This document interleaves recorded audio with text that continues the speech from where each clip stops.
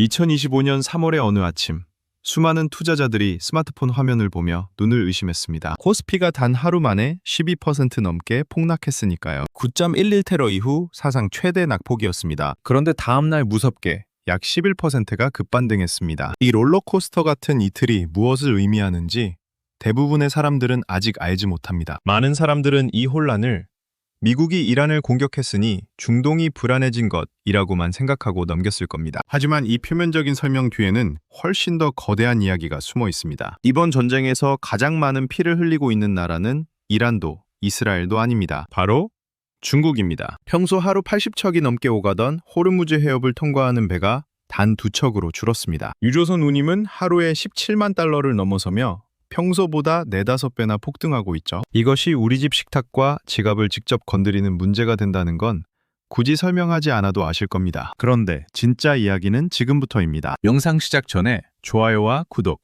알림 설정 부탁드립니다. 여러분의 응원이 더 깊은 분석 컨텐츠를 만드는 힘이 됩니다. 중국의 석유 공급망을 겨냥한 전략이 드러나고 있습니다. 베네수엘라와 이란이라는 두 주요 공급처를 단 2달 사이에 제거함으로써 미국은 중국이 의존하던 일일 165만 배럴의 저가 원유 공급을 완전히 차단했습니다. 이제 세계 언론이 놓치고 있는 더 큰 그림을 설명하려고 합니다. 이 맥락을 이해하지 못하면 현재 벌어지는 국제 정세의 절반을 놓치게 될 것입니다. 대부분 사람들은 미국의 이란 공격이 핵 문제 때문이라고 생각하지만 실제로는 훨씬 더 복잡한 배경이 있습니다. 이 공격의 진짜 목표는 이란 뒤에 있는 중국을 겨냥한 것이었습니다. 미국이 베네수엘라와 이란을 연달아 정리하면서 중국이 의존하던 값싼 원유 공급 165만 배럴이 한 번에 끊겨버렸습니다. 이는 우리나라 5천만 국민이 하루에 소비하는 에너지의 절반을 초과하는 규모인데 단 2달 사이에 사라진 것입니다. 이제 세계 언론이 놓치고 있는 이 사건의 전체 그림을 풀어서 설명하겠습니다. 이 내용을 이해하지 못하면 현재 세계에서 일어나고 있는 일의 절반을 파악할 수 없으며 이는 여러분의 경제적 결정과 자산의 미래에 직접적인 영향을 미칩니다. 여기서부터가 진짜 핵심입니다. 많은 사람들이 놓치고 있는 부분인데요. 지금부터 하나씩 보여드리겠습니다. 중국이 이란을 얼마나 저렴한 에너지 공급처로 활용했는지에 관한 것입니다. 대부분은 중국과 이란의 관계를 단순한 정치적 동맹으로만 생각하지만 실제로는 훨씬 더 복잡한 경제적 구조가 있습니다. 중국은 이란으로부터 매일 138만 배럴의 원유를 국제 시세보다 배럴당 9달러에서 15달러까지 할인받아 구매했는데 이는 월 단위로 수조 원, 연 단위로 수십조 원대의 절감액에 해당합니다. 이 에너지 비용 절감이 중국 제조업의 숨겨진 경쟁력의 원천이었습니다. 예를 들어 경쟁사가 전기료와 원자재비로 월 1,000만 원을 쓸 때 중국 공장은 절반인 500만 원만 지출하므로 제품을 더 저렴하게 판매할 수 있고 더 많은 시장 점유율을 확보할 수 있었던 것입니다. 이제 이란뿐 아니라 베네수엘라도 중국의 에너지 공급처로 역할하고 있는데 남미의 산유국인 베네수엘라는 매일 수십만 배럴의 원유를 중국에 공급하고 있습니다. 올해 초 트럼프 대통령의 압박으로 베네수엘라 마두로 정권이 붕괴되면서 중국의 첫 번째 할인 공급처가 사라졌지만 이란은 더 큰 에너지 공급원이 여전히 남아있는 상황입니다. 그런데 불과 한 달 뒤 이란까지 폭격을 당하면서 두 번째 저가 에너지 통로도 차단되었습니다. 한 달 간격으로 2개의 주요 공급처가 연쇄적으로 무너진 건데 이건 우연이 아니라 정확하게 계산된 전략입니다. 더 심각한 건 중국이 이란을 통해 달러 결제 체계를 우회하려던 거대한 계획까지 세우고 있었다는 점입니다. 페트로달러 체계를 생각해보면 전 세계 석유 거래가 모두 달러로 이루어지기 때문에 미국이 글로벌 경제를 지배할 수 있는 겁니다. 석유를 사려면 달러가 필수이고 사우디아라비아든 러시아든 모두 달러를 주고받으면서 각국이 달러를 보유해야 하는 구조죠. 중국은 이 체계를 무너뜨리려고 페트로 위안 전략을 추진했습니다. 기본 아이디어는 석유 거래를 달러 대신 위안화로 결제하게 만드는 것인데 이란이 핵심 파트너였어요. 이란이 중국에 석유를 팔 때 위안화로 받는 구조를 만들고 이걸 중동 전역으로 확대하려던 거죠. 2021년 중국과 이란은 25년 규모의 포괄적 전략 협정을 체결했는데 규모가 4천억 달러에 달했습니다. 이란의 금융, 통신, 항만, 철도, 의료, IT 인프라를 중국이 주도적으로 구축하겠다는 내용이었어요. 결국 이란을 중국의 경제권 안으로 완전히 편입시키려는 야심찬 계획이었던 거죠. 시계를 2달 전으로 되돌려보면 이것이 결코 우연이 아님을 명확히 알 수 있습니다. 2025년 1월 남미의 산유국 베네수엘라에서 마두로 독재 정권이 미국의 강력한 압박 속에 무너졌습니다. 언론은 독재 정권의 붕괴라는 측면을 크게 다뤘지만 이 사건으로 가장 큰 타격을 입은 건 따로 있었습니다. 바로 중국이었습니다. 중국은 베네수엘라로부터 하루 27만 배럴의 원유를 국제 시세보다 배럴당 최대 15달러씩 싸게 공급받고 있었거든요. 그 첫 번째 공급줄이 순식간에 차단당했습니다. 베네수엘라가 정리된 지 한 달도 채 되지 않은 2025년 2월 27일 미국과 이스라엘은 이란의 심장부를 전격적으로 타격하며 수뇌부를 일시에 제거하는 작전을 펼쳤습니다.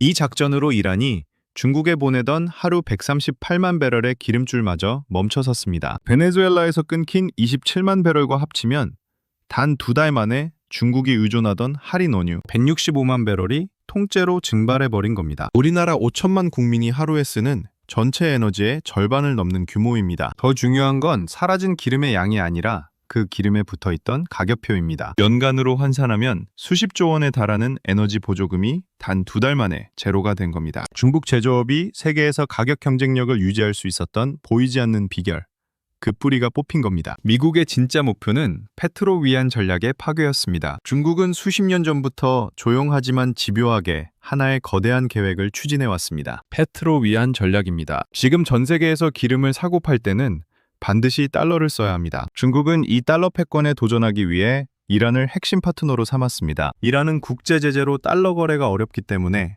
위안화로 기름을 팔 이유가 충분했거든요. 중국은 이란을 통해 위안화로 원유를 거래하는 시스템, 즉 달러 우회 도로를 조금씩 설계해가고 있었습니다. 그런데 미국이 이란의 심장부를 미사일로 타격하면서 그 설계도의 핵심 기둥을 물리적으로 부숴버린 겁니다. 1월에 베네수엘라, 2월에 이란, 그리고 3월 31일 트럼프 대통령의 베이징 방문. 이것이 단순한 우연처럼 보이십니까?